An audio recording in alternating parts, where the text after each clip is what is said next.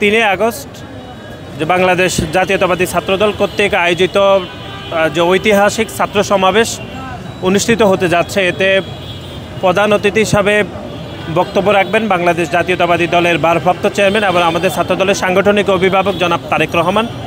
এছাড়া বিশেষ অতিথি হিসাবে বক্তব্য রাখবেন আমাদের দলের সংগ্রামী মহাসচিব জনাব মির্জা ফখরুল ইসলাম আলমগীর।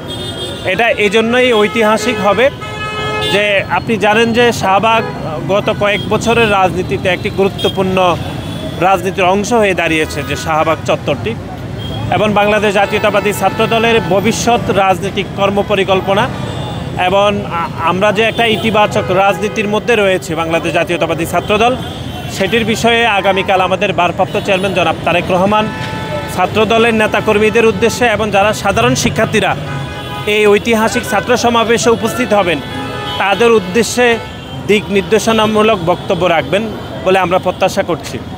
এবং এই সমাবেশ ঐতিহাসিক হবে কারণ আমরা প্রত্যাশা করছি যে লক্ষ লক্ষ নেতাকর্মী এই সমাবেশে যোগ দিবে এবং ইতিমধ্যে সকল প্রস্তুতি সম্পূর্ণ করা হয়েছে, যে মঞ্চের কাজও চলমান রয়েছে। বসুন্ধরা টিস্যু, অশুদ্ধতার বিরুদ্ধে এক বিন্দুও ছাড় নয়। এবং আগামীকাল যেন সাধারণ মানুষের জনভোগান্তি যেন কম হয়, সেজন্য আমরা আমাদের দলের পক্ষ থেকে, বিশেষ করে ছাত্র দলের পক্ষ থেকে আমরা দুঃখ প্রকাশ করেছি। এই স্থানটি যেহেতু খুবই গুরুত্বপূর্ণ, অনেকগুলো মেডিকেল কলেজ হসপিটাল রয়েছে, সেজন্য আমাদের 200 ভলেন্টিয়ার থাকবে যারা অ্যাম্বুলেন্সকে যেন নির্বিঘ্নে যাতায়াত করতে দেয় সেই ব্যবস্থা তারা করবে। এছাড়া আরও 10টি মেডিকেল ক্যাম্প থাকবে।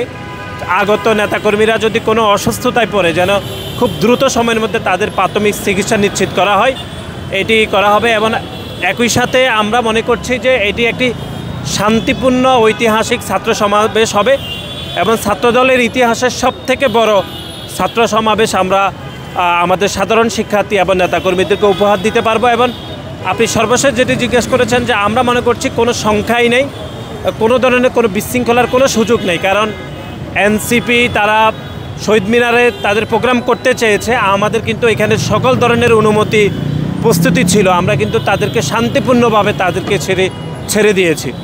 এবং যে একটা ইতিবাচক রাজনীতি যে বাংলাদেশ জাতীয়তাবাদী ছাত্রদল তৈরি করেছে, এটি আমি মনে করছি গুরুত্বপূর্ণ এবং একদম নির্বিঘ্নে এবং শান্তিপূর্ণভাবে আগামীকাল ঐতিহাসিক ছাত্র সমাবেশ অনুষ্ঠিত হবে।